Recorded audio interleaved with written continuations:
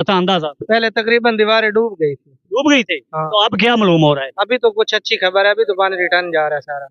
Enjoy कर इसलिए। Enjoy कर रहे हैं, इसलिए खुशी का माहौल है कि वापसी जा रहा है। अस्सलाम वालेकुम। वालेकुम अस्सलाम। कितने का पानी है? पानी बहुत ज्यादा पानी था, अभी कम है। अभी कम है? अभी कम पानी है, मतलब कि इसका मतलब है कि पानी बैक जा रहा है, रिटर्न वापस जा रहा है। परेशानी की कोई परेशानी नहीं अभी। अस्सलाम वालेकुम। वालेकुम अस्सलाम। हाँ, इधर के लिए शाम हाँ जी, कितने का पानी पहले था? पानी बहुत ज्यादा था, सर से ऊपर से चला जाता था। अब तो अल्लाह का शुक्र वापस। आप इंजॉय कर रहे हैं, हाँ जी, मजे उड़ा रहे हैं। अभी थोड़ा सा काम हुआ तभी कोई सांस आया, पहले तो मुसीबत। अस्सलाम वालेकुम। वालेकुम कितने का पानी है? कोई इल्म नहीं। अस्सलाम वालेकुम पापा।